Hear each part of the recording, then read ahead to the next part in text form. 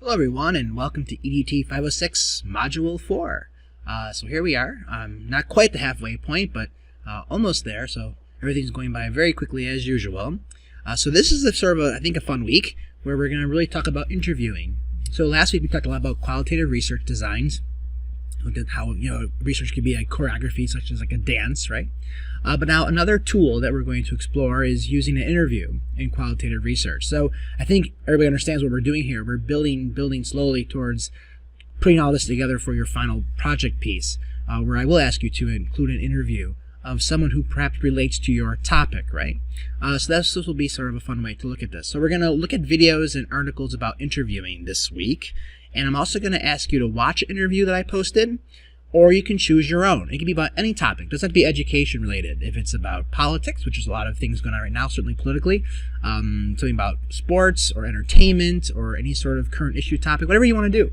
You find a nice interview where there's a video that we can sort of watch. It doesn't have to be long, and you can use that as well for the same piece. All right. We're also going to read the articles and the websites and the folders about interviewing and all these other aspects. So here is the post. Now, I'm going to give you a interview from a Moyers piece, and this is a PBS interview, and the only reason why I picked it is because it's a nice one to look at so you can analyze it for the way the interviewer and the interviewee interact.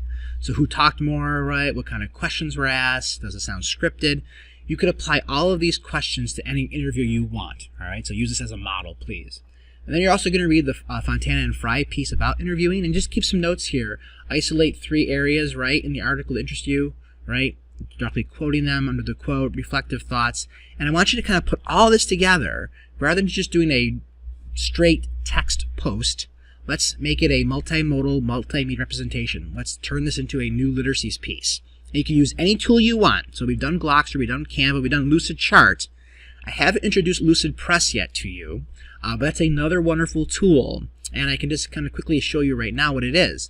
Lucidpress is tied to Lucidchart. So if you made your Lucidchart account, you also have a Lucidpress account. And the same thing for your students. So if you made an education account and you're creating accounts for students, you can also have them have access to Lucidpress.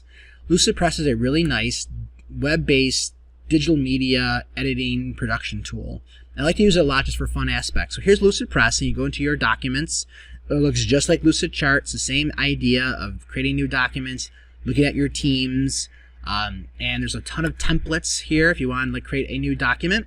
And all you gotta do is click on the templates, and look at this again, kind of like Canva, academic, adventure, all these kind of neat for print, brochures, leaflets, flyers. Holiday stuff, right? We're getting to that time period. Lesson plans. You do your lesson plan in Lucidpress, I guess.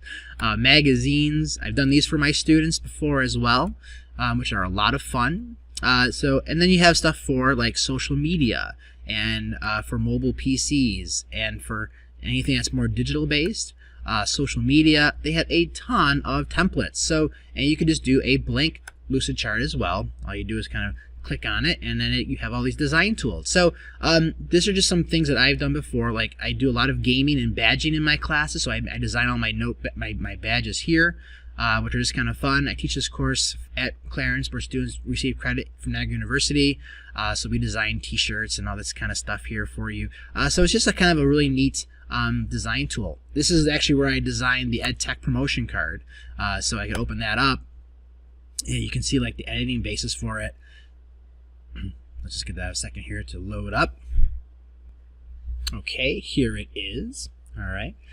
So, this is kind of sort of a nice piece here, right? That I put together. I'm not bragging. I'm just saying it's just you have like buttons, and you can import videos, you can import links, and just do a lot of really fun stuff with Lucidpress.